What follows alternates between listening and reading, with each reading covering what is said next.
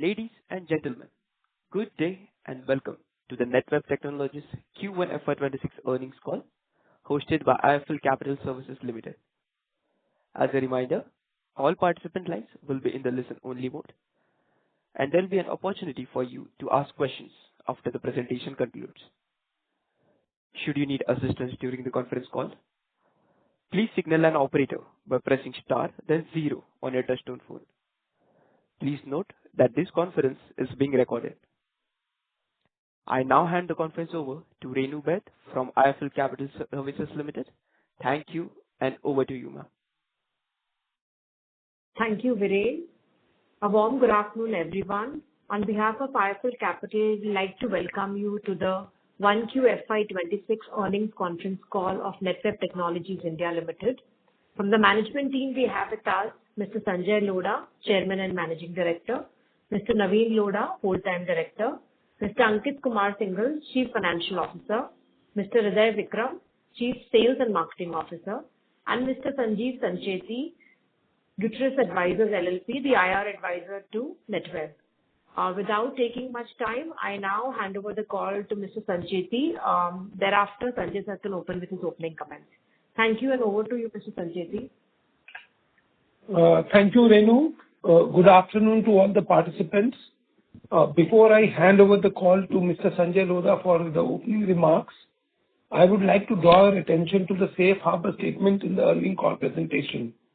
I request each one of you to go through that presentation before the Q&A starts so that you are aware of the same. Thank you, and over to you, Mr. Lodha. Thank you, Renu and Sanjeev. Good afternoon and warm welcome to all of you to Netweb Technologies Q1 Financial Year 26 earnings call. We are pleased to report yet another strong quarter, continuing our growth momentum. Revenue from operations grew by 102% year-on-year to 301 crore, with an operating EBITDA rising by 127% year-on-year to 448 million, and PAT increasing by 100% year-on-year to 30 crores. The result reflects the strength of our business model, disciplined execution, and robust demand across our core segments. Additionally, in the quarter gone by, we successfully executed a large AI order in the critical defense sector. This deployment contributed to key national initiatives, reinforcing India's strategic capabilities and underlying the growing role of AI in safeguarding national interest. India's AI ecosystem is evolving rapidly, fueled by strong enterprise demand, adoption of domain-specific LLMs and SLMs, and government-led initiatives aimed at building sovereign digital and compute capital. With integration of AI into digital public infrastructure and rollout of AI mission, the rise of indigenous compute and edge-ready Gen AI use cases, the nation is entering into a transformative phase. This shift underscores the growth need for trusted high-performance system, and Netweb is well positioned to support this evolution with a focused approach across 3 growth pillars: high-performance computing, private cloud, and AI systems. AI continues to be a major growth driver this quarter, contributing 29% of the operating revenue with a 300% year-on-year growth, highlighting growing enterprise adoption across the sectors.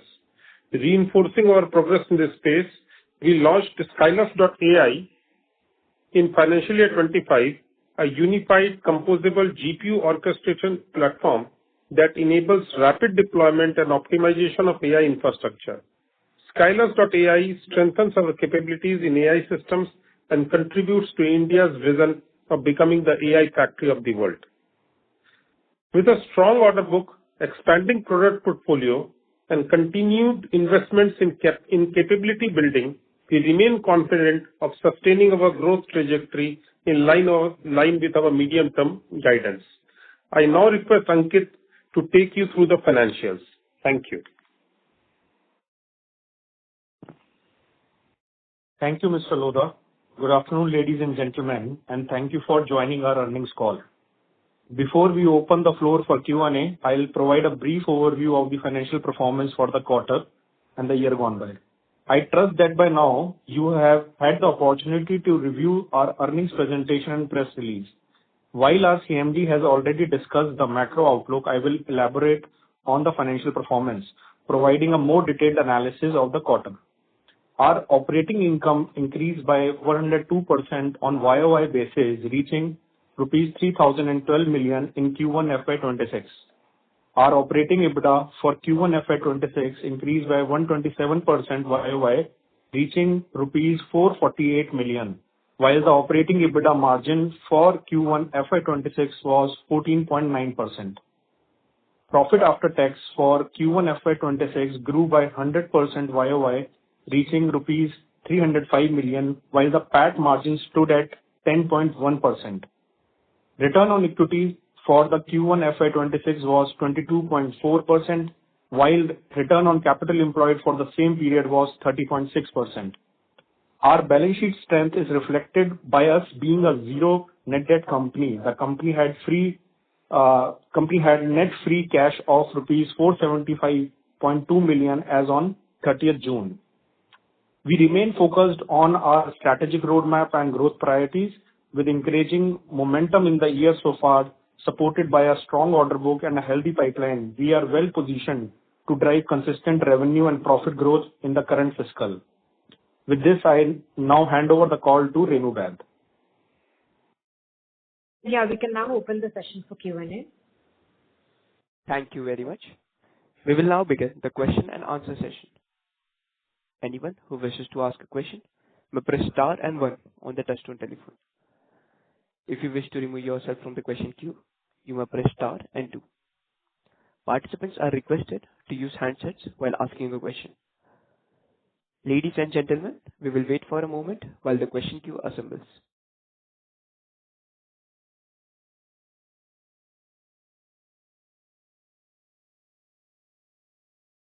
We have a first question from the line of CA Garvit Goyal from Invest Analytics Advisory LLP. Please go ahead. Hi, am I audible? Yes, Mr. Garvit, please go ahead. Good afternoon, sir, and congrats for a decent set of numbers. My question is on the margin front. Our margins are pretty decent in this quarter. So what is the ongoing trajectory for next few quarters in the terms of EBITDA margin?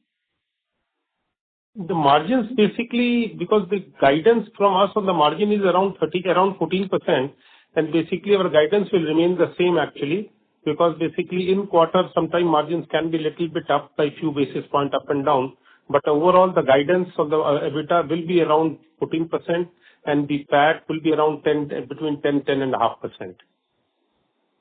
So in this particular quarter, what is driving this significant margin?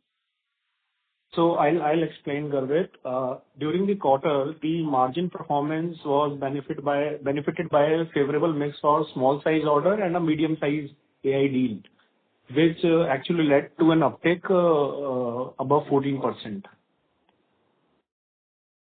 Got it. And secondly, on the AI part, what kind of trajectory do you see now? Because in this particular quarter, our growth percentage is very high, and you mentioned it is mainly because of the AI, right? So how do you see AI as a segment growing in next couple of quarters, considering the kind of adoption we are having, we are seeing in the terms of LLM and all? Yeah, Garvit, actually, you know that basically the traction of AI is not only restricted to India or something, it's all over the world. And India has decided to become the AI factory of the world. And basically government is putting a lot of momentum and a lot of impetus is being provided on that. The industry adoption is really heavy. The better you adopt to AI, you increase your efficiency. So that is the real situation actually. So basically, definitely, if you remember, AI used to be 7% of my business. Last year it became 15% of my business.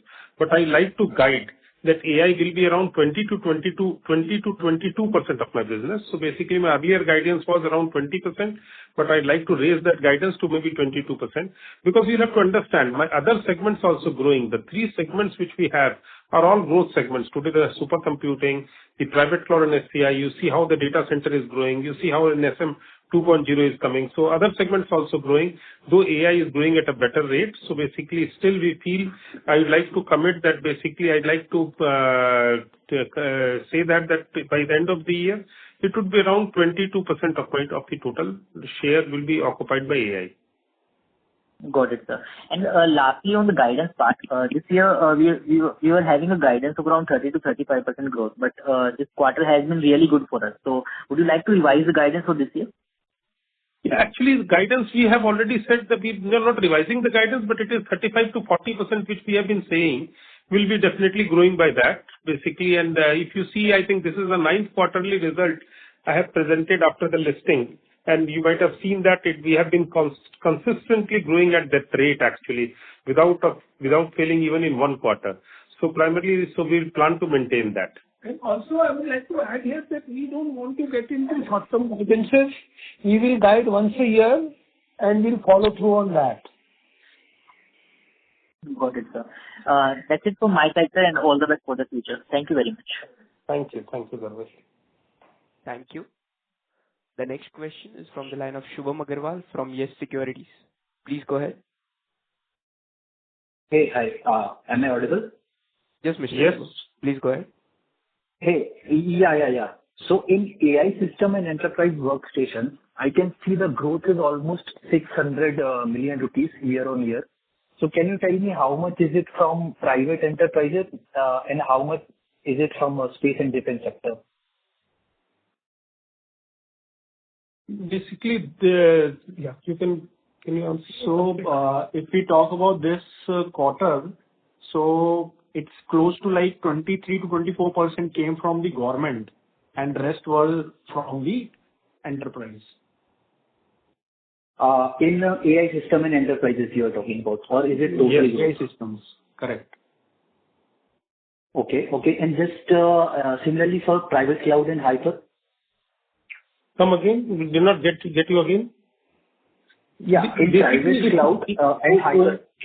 Overall revenue from the government this quarter was around, I think 60% was from the government and 50% was from enterprise. Overall revenue. Overall, yeah, I got it. So in AI system and enterprise growth, so 20% was from government and rest was from enterprise. That's what you told. Yeah. And in SCI, similarly, how much would be from government and I don't have those numbers, but SCI mostly is enterprise and HPC, basically the government share is more. Overall, I can tell you that in the total turnover, basically of 300 crores, 40% revenue came from enterprise and 60% revenue came from government. Okay. And just one more last question. Then is this government work in AI system, is this a repeatable work or is it a one-time order kind of thing? Basically, most of our, because we really don't work on annuity kind of business. We work on complete solution deployment. The solution deployment has been done. And basically, so the projects which were on hand, those are definitely been over. That has been built. So it is not repetitive. So the nature of our business is such that, please appreciate that the nature of our business is that we don't do annuity business. Every order is unique. And then we get refresh orders in future. So it's not that the same order will again get repeated. Next time maybe some other business, some other solution, some other customer, some other solution. Got it. That's it from my side. Best of luck and thank you. Thank you. Thank you. Ladies and gentlemen, in order to ensure that the management is able to address questions from all the participants in the conference, please limit your questions to one or two per participant. Should you have a follow-up question, we would request you to rejoin the queue. The next question is from the line of Akshay from AK Investment. Please go ahead. Hello, sir. Thanks for giving me the opportunity and congratulations for the great set of numbers. Sir, my first question is about the orders, larger AI orders in critical defense sector that we are talking about. Can you put some more light on that, how the customer profile or something like this, and whether that was a government order or private enterprise order? As you said that we got 23 to 24% from government in AI segment and rest is the private enterprise in Q1. So can you put some more light on that? And are there any other projects in pipeline for the subsequent quarter for AI workstation? Yeah. So basically, to answer your question, primarily, we don't specify the particular order details on our calls because of confidentiality reasons.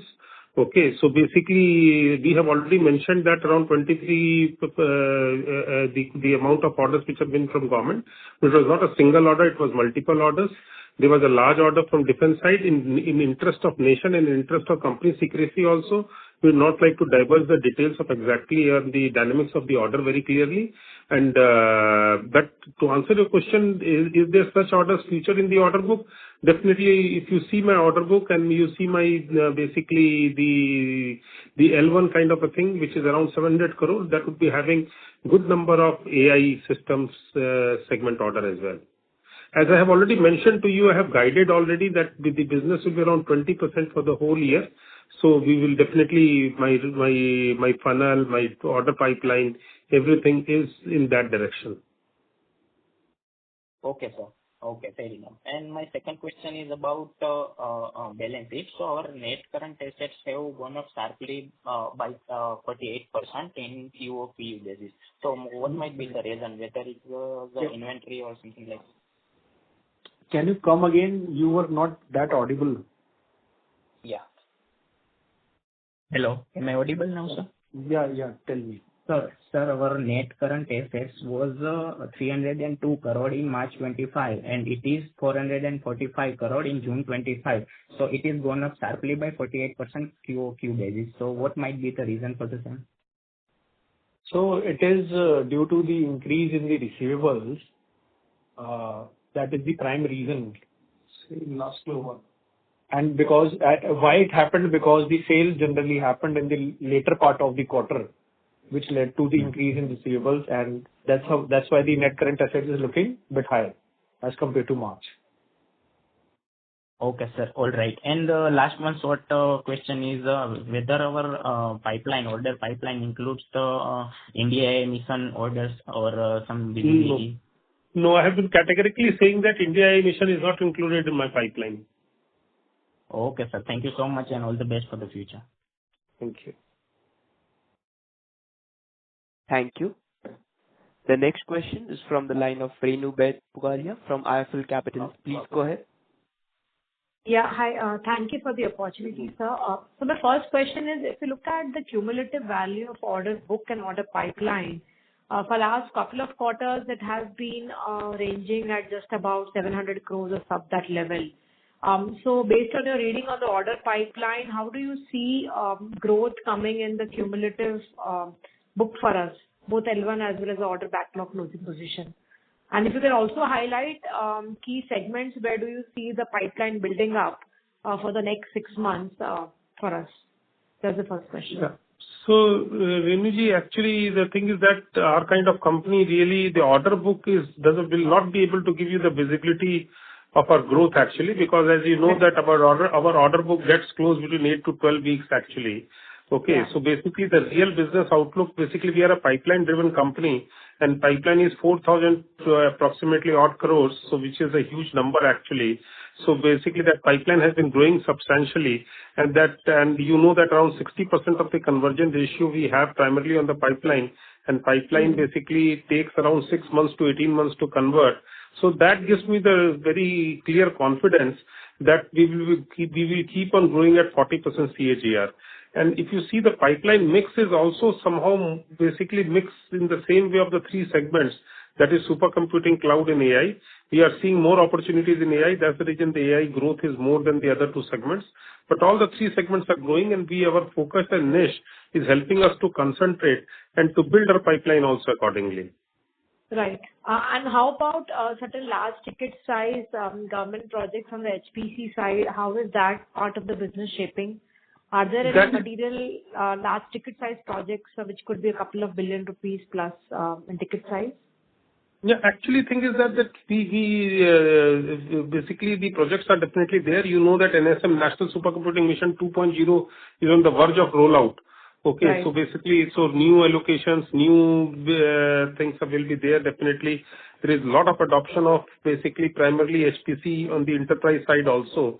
So large ticket side orders are there, but basically even the medium and small ticket side orders and the number of orders have increased quite phenomenally.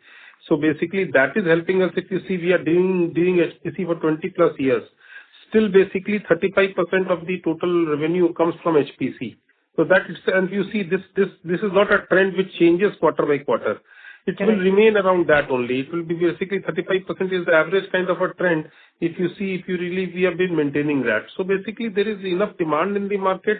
The market is growing. HPC adoption is increasing day by day because the compute requirement is phenomenally increasing. Today, basically you talk about anything basically needs compute. And how compute has been able to basically make our lives more efficient. And supercomputing plays a major role in that segment. So I personally feel supercomputing is an area which will keep on growing. The second area we are into private cloud and HCI, which you are aware how today the data center market is growing. You guys know better than me how the data center market is growing and how data center companies are doing better. So basically, I think it's very difficult even to gauge the total market which is available to us actually at this point of time. So private cloud and HCI has been a great booster for us. AI systems and enterprise, as I mentioned to you 2 years back, it was around 7% for us. It became 15% last year. It basically but I'm guiding it for somewhere around 20% this year. So basically 20, or maybe I like to revise the guidance to 22% or something of that nature. So that's how basically all the three segments are really robust and they will keep on growing. We are very, very confident on that. Sure. So second question is on the working capital cycle. While 1Q is not the right parameter, but if you see on a YOY basis, we've been able to reduce it by close to 17 days. So as looking at the order pipeline and projects which we have on books, how should we expect the year-end working capital to turn for us? So, Renuji, so our working capital cycle typically operates around 90 to 100 days. Okay. So again, Q1 is just the start of this fiscal year, and working capital cycle, why it's appearing in June, is because it's directly attributable to the robust sales momentum that we achieved in the June quarter. So broadly, the entire portion of these sales had sat in our receivables for June. Okay. So that's the reason that the working capital cycle is appearing like this. So my question is, for the year end, should we expect this improvement to sustain till March, or broadly we should be at similar levels like last year in terms of cash conversion cycle? Actually, it is very difficult to predict a cash cycle at the year end. However, we expect that it will range between 80 to 100 days only. That's how our business nature has been going, and the way we had been managing our working capital, it will range within 80 to 100. Got it. Yes. And lastly, I know while none of your order pipeline or order book includes ISM related projects, but in your view, by when should we expect these orders to trickle down? And both with respect to localization, where are we placed? Any incremental capex, or broadly whatever we have done until last year will take care of all the local content requirements? Yeah, basically we have been constantly working in that direction, and we are part of the entire, basically we are trying to see what best inputs we can give to the policy makers also. So we are working towards that, and plus basically none of my order book and pipeline is including of the AI mission, as I mentioned to you very clearly. I think basically the momentum will start definitely this year, which will continue for a few more years. Got it. Sure. Thank you and best wishes, sir. Thank you. Thank you. The next question is from the line of Anand from Seema Wealth Private Limited. Please go ahead. Good afternoon, sir. Can you hear me? Yes, Mr. Yes. Anand. Yeah, congratulations on a great set of numbers. I have like 2-3 questions. One is the contribution from the industry vertical. The growth from space and defense has grown phenomenally from 9 to 83 crores, around 81% growth Y on Y. So I'm just asking basically what would we see a number in the contribution from space and defense as the time goes on? Because right now I guess the number is around 28% of this quarter. So where would you see this number going forward from the contribution from space and defense? So basically, what happens, sir, is that basically you cannot judge our business primarily from one quarter, okay? Because basically, because this quarter we had a large order from AI on a space and defense that has pushed up the space and defense sector actually the share more overall. So, but overall, basically it will remain in the similar lines as we have been showing earlier. Space and defense, basically segment will remain as on the similar lines actually. Okay. And regarding order book, I just want to confirm the exact numbers. What is the current order book as of this quarter and from the previous quarter? Just a clarification on that. So we have already covered this in our presentation. So current quarter order book is close to like 230 crore, and our L1 happens to be 460 crore for the quarter. So L1 and the order book together will be around 600 odd crores. More than 600. 700 crores. And also every quarter we disclose this. So for the previous quarter, you can check in the interest of time for everybody, you can check the presentation and you will get the numbers. Okay. And another last question is, since HPC, you guys have been doing it for the last 20 years or so, but do you have any plans to getting into the quantum computing realm by any chance? Yeah, I will not like to comment at this point of time. We are working on some strategy on that. At the right opportune moment, we will disclose that. Okay, so basically you guys are confirming that you are somewhat working on quantum computing, but you're working on strategies for that. Yes, sure. Yes. Okay. That's all my questions. Thank you. Thank you. The next question is from the line of Vinay Menon from Monarch Capital. Please go ahead. Thank you for the opportunity. Congratulations, sir, on a great set of numbers. So a few questions from my side, sir. We launched Skyless.ai. So are we seeing any deals where we are able to sell that, product across? Or is the deal... Yeah. So your question is, can you please come again? Yeah. I just wanted to understand that are we seeing any deals which bundle Skyless.ai as a product which is already coming through? Yes. Skyless.ai, we had envisaged this product, first of all, to cater to the market in such a way that we can create a unified layer for the customers so that they don't have to hop into, multiple software to manage the AI infrastructure. And that is the reason, the acceptance of this product is, going on very well. And the recent orders which we have disclosed in the results, so those all are basically having a contribution of Skyless.ai as well. And the pipeline, the funnel, we have got excellent funnel and pipeline for Skyless.ai. So the acceptance in the market is very high. Okay. Because, I hope you understand it's an appliance-based product which we are, providing to our customers. It's a combination of hardware and the complete unified layer sitting on top of it. Yes, I get it. Yeah. Thank you. And so this deal which we announced, like in defense for AI systems, can you just elaborate a bit more about the deal? Like what kind of deal was it, deal size, or what kind of work did we do? So we just mentioned, we responded to a question a little, I think 2 or 3 questions back, that, seeing the confidentiality and all, so we are unable to disclose those details, especially over call. So sorry about it. Okay. Yeah. And we've had this history of doing 1/3 in the first half and 2/3 in the second. Will that continue, or are we seeing some smoothing out because we have more of enterprise deals now? Yeah. So basically, I think seasonality is changing. The world is changing. The seasonality is changing. Basically, overall, I will like to guide you that basically the growth which I am saying, because you can understand that for in today's world, we are presenting the 9th quarterly results, and consistently we have shown 40% growth actually, quarter after quarter actually clearly. So definitely I think so we will grow that momentum definitely, because things are not under our control. So one quarter or some quarter can be higher, can be lower or something of that nature. Our business is not that kind of it's primarily more of high-end enterprise kind of a business. So it's very difficult to say that. Okay. And one last question, sir. This AI motion RFP, we had kind of said that second half of the year we will start seeing them start. So any kind of tentative date where we can start seeing some deal wins from this for us, and will any of it flow in FY26?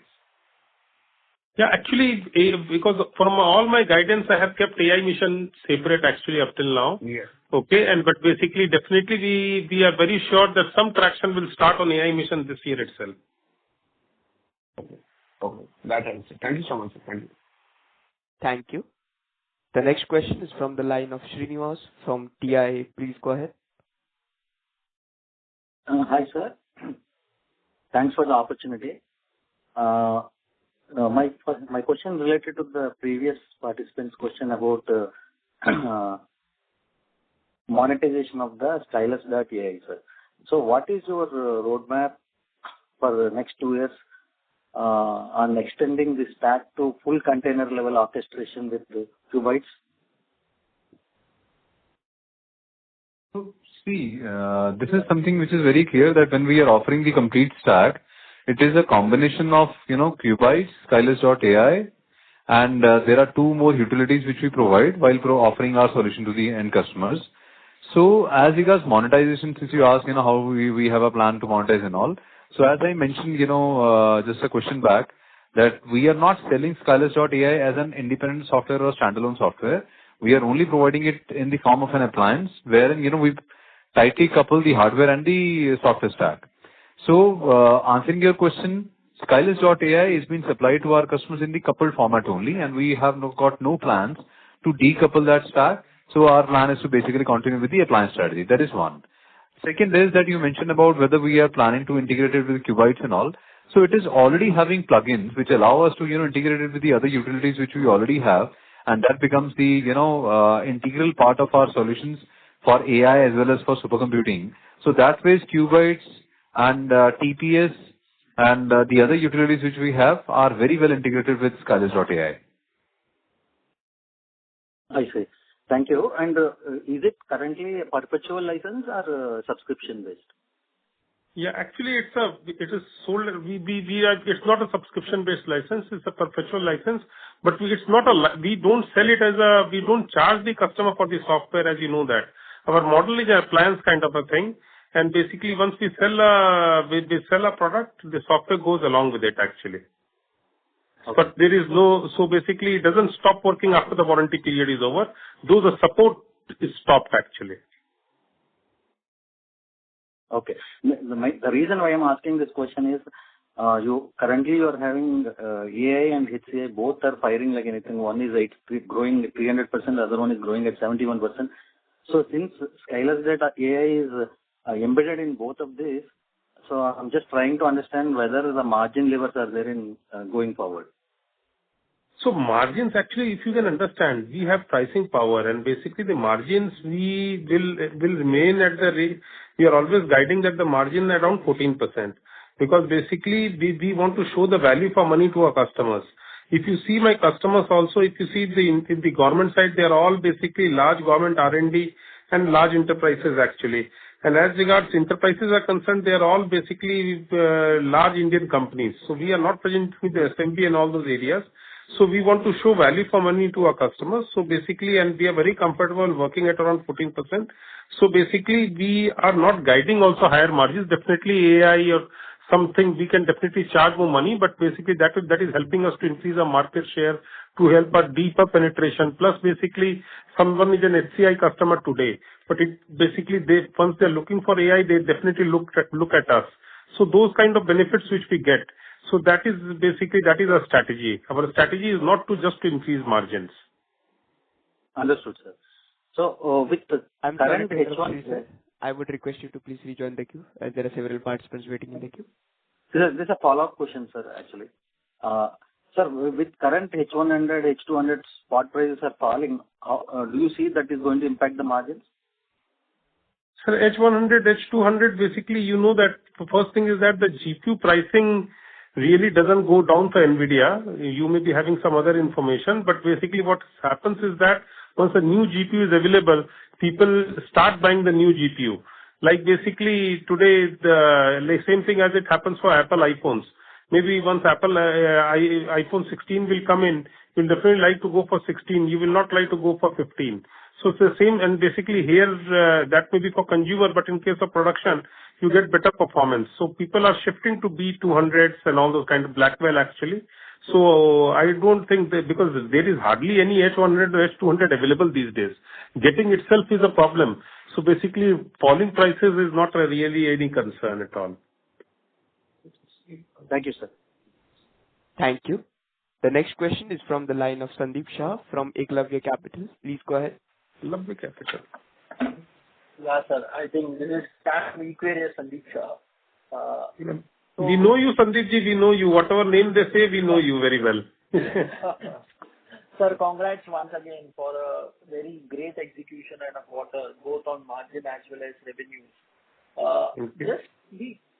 Just the question in terms of the supercomputer, whether the supercomputer segment has diversified set of industry or still it is largely concentrated in the government segment? Any new verticals being added in the supercomputer? So basically, Sandeep ji, if you ask me, still the dependence of the segment is on the government, but there is a lot of adoption which is happening on the enterprise side of it. One is, as I mentioned to you, oil and gas, even consumer durables company also, like Dabur is also using supercomputing now. So basically, automobile is using it, oil and gas is using it. So a lot of different kind of industry verticals and domains are using supercomputers. But if you ask me frankly, still I think more than 70-75% of that segment is still dependent on the government actually. And basically it is looking buoyant because NSM 2.0 is just about to be launched. NSM 1.0 National Supercomputing Mission was there earlier, but National Supercomputing Mission government is focusing upon, and 2.0 should be soon launched. So that will be a great demand booster. Okay, thanks. And just on the export side, any vision, any target can you share in next 2 to 3 years or 5 years, where you want which country and what contribution it may derive in the next 3 to 5 years?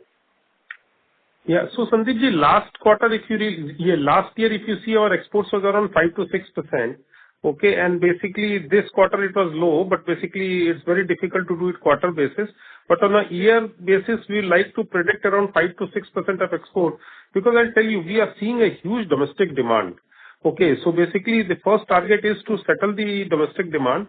And so I personally feel over a period of next 2 to 3 years, exports would be around 10% of the total turnover, but I don't see it growing beyond that. Because domestic demand is projected to be very high in all the 3 growth segments which we are working upon. Okay. And just on the last question on AI mission, you said some growth momentum may start in this financial year. So you expect it may be a part of the pipeline and the deal wins in the coming quarters? And second, in terms of private side AI adoption, is it you believe the domestic players, especially on the enterprise side, has started ramping up in terms of creating a AI and LLM-led infrastructure? Yeah, basically that is very true, because basically AI is everywhere if you really see.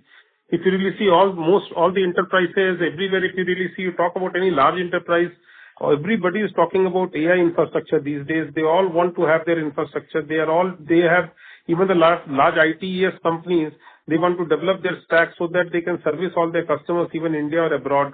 So basically, even on the LLM side of it, people are getting funding because of they are trying to work on primarily newer AI models and all. So definitely we are seeing a lot of traction around it, and definitely that will give momentum to the demand. Okay. And the question on the AI-led mission of the government, do you believe it could be a part of pipeline and order wins in the coming quarter? Possible, I can say that. Up till now it is not included, but once as we see more light, actually we may start sharing that. Okay. Thanks and all the best. Thank you. Thank you. The next question is from the line of Anush Kashyap from A3 Capital. Please go ahead. Hello. Good afternoon to you. Good afternoon. Sir, congratulations for Virat Kohli type of consistency. Thank you. Half of my question has been answered. Just I wanted to know is that annually what the type of R&D expenditure we are doing, and what are the avenues we are looking at while we are doing R&D kind of expenditure? Actually, in our kind of business, R&D is very important, sir. Actually, really speaking, the company today has really progressed so well because of its investments into the R&D. And basically, so R&D spend, as I have always been saying, that we keep R&D budget of around 3% of our turnover very clearly, and that has been the policy from the very beginning, and we keep on doing it. And since our base is growing, we are having more money to spend on R&D. So R&D, basically, primarily on the software side, the R&D team is around 75 people. On the hardware side, we have around 22 people. These are very focused because so many we are working. Please understand, we are working on the latest designs actually. Whichever is being launched in the world, that same product is being manufactured and designed and manufactured in India. So definitely we have to invest quite a lot into R&D. So, and R&D is our main focus, and plus basically, as you know, that we are into niche segments, we don't get into everything.